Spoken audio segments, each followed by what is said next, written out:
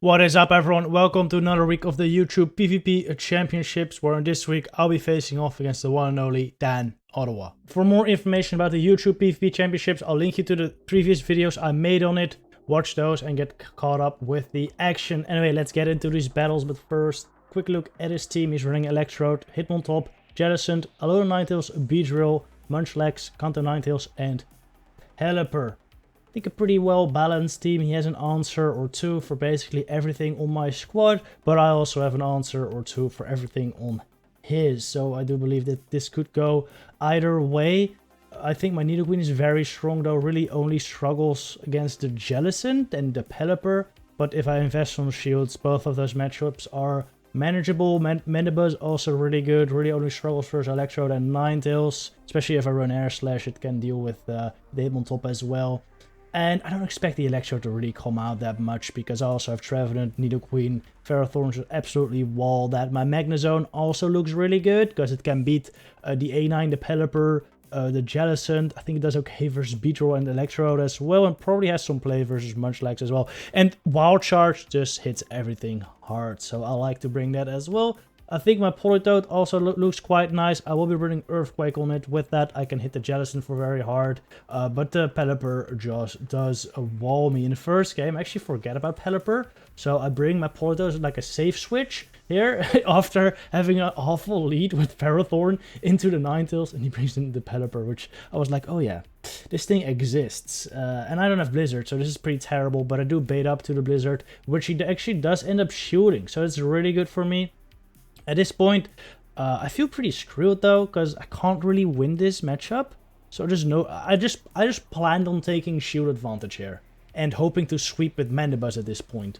I was willing to lose switch, but he actually ended up baiting me with the Weather Ball, which, well, I let go. And at this point, this is really good. Like if you no shoot a Weather Ball there, you can actually win this matchup as Politoed. Again, I baited up to the Blizzard once more, hoping to grab another shield, but no, there's no shields, everything. Got to another Weather Ball. I will shoot this up. If this is Hurricane, he's just wasted a lot of energy, and this is Weather Ball. That's still fine, because I reach another Weather Ball before he reaches the Hurricane. So he has to shield here, or go another shield down.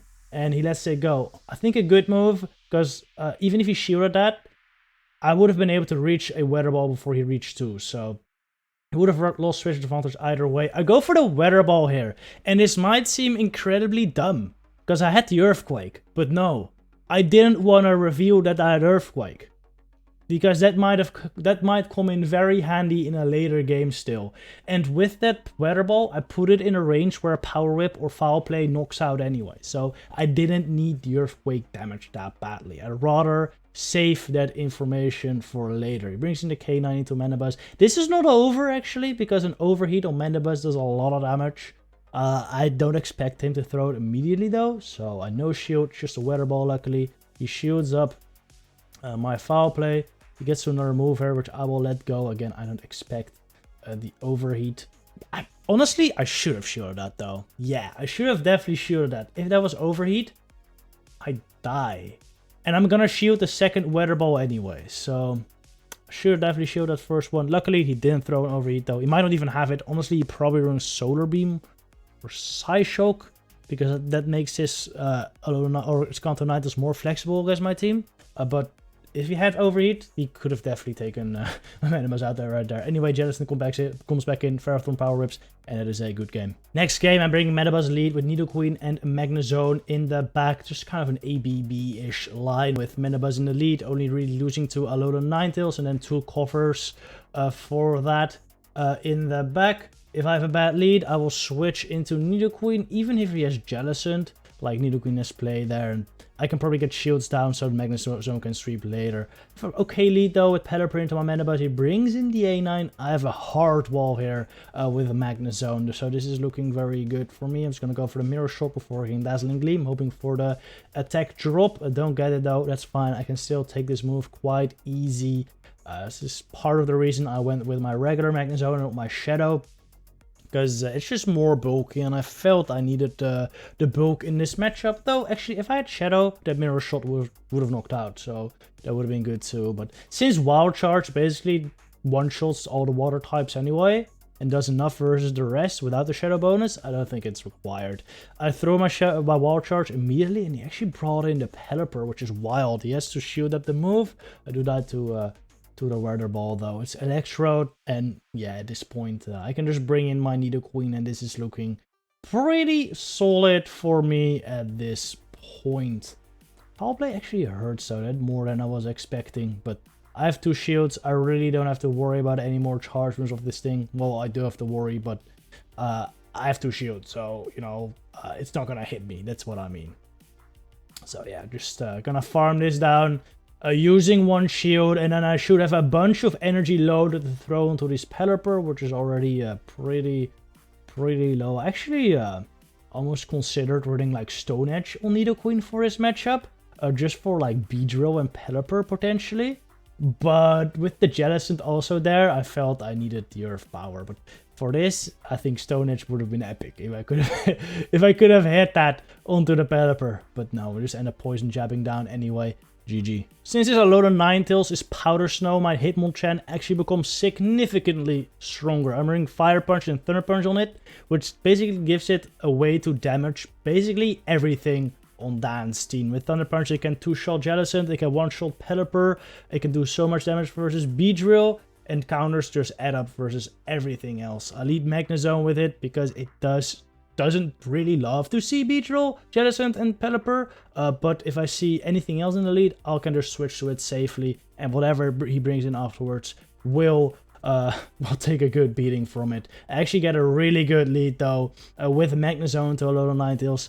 Then brings in the Electrode, which is also quite, well, really good for my Nidoqueen at this point. Poison Fang won't knock out, and he would reach another foul play if I do that, so I'm just going to go for the Earth Power, expecting a no shield here, taking out the Electrode without having to use any shields. Then we're likely going to see, yeah, the A9 come back in. This is where it will see the most use, but since I overfarmed a little bit, I get to the Poison Fang right before the A9 can get to move of its own, and I can Poison Jab it down as well. Dan could have thrown his move there, but honestly, yeah, it had no point, because he was just gonna farm down anyway. He comes Hitmontop, and we don't even end up using any shields this game, just straight counter down, GG. I've already won the match at this point, but we're gonna play all 5 battles, since each win could count towards the scoreboard. This game, I'm running almost the exact same line as previous, except this time I'm running Mandibuzz in the back instead of Nidoqueen, just for some little extra Jellicent coverage. Leading into counter 90 though is very bad. Instant switch into my Hitmonchan. Dan stays in to throw a charge over here. This will definitely force a shield over my Hitmonchan because I'm extremely squishy. I don't think I die to this weather ball, but it would be incredibly low. I have a bunch of energy here to throw at the incoming Hitmontop. Kind of happy to see this here, I guess, because I can take shields with Hitmonchan here. I don't think he should have shielded the second one, to be honest. He is gonna, because I don't think it does that much. I think he would have survived still. But I will definitely take that. I can come in Mandibuzz at this point.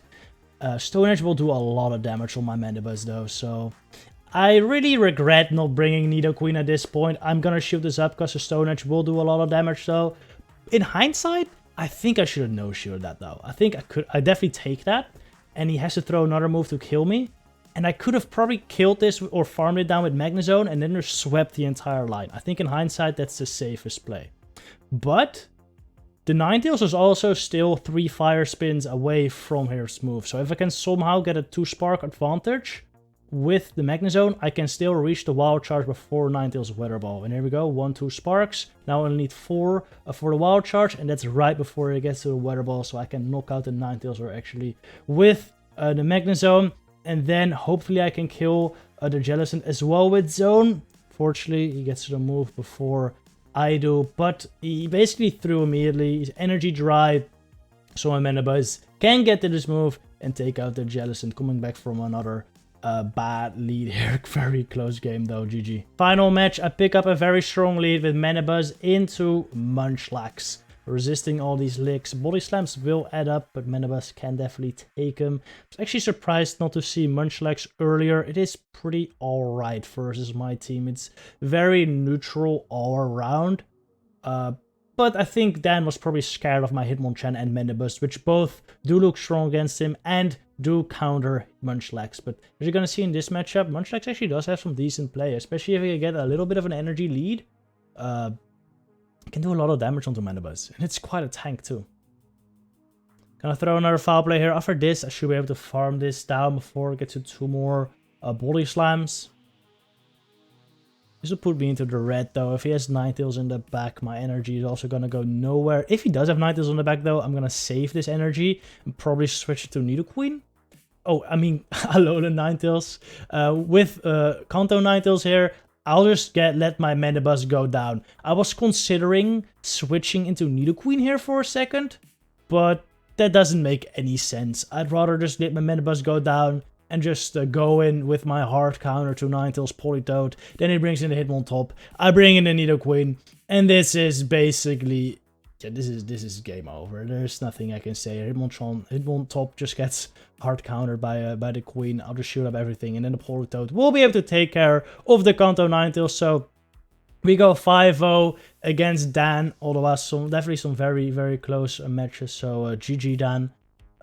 Hope to see you again in the finals. Dan, even though he lost to me, still has a spot in the semi-finals. He will be facing Jonkus, I think. And I'll be facing Ryan Swag. And if we both beat our opponent, we'll actually find each other again in the finals. So hopefully we can get a rematch there. First, I gotta beat Ryan Swag, though, which I think I'll be facing next week. So stay tuned for that. If you want to see that, make sure you subscribe. Also, if you want to see DanOttawa's side of the battles, I'll put a link down in the description to his video. Check it out, alright? See you guys later. Bye-bye.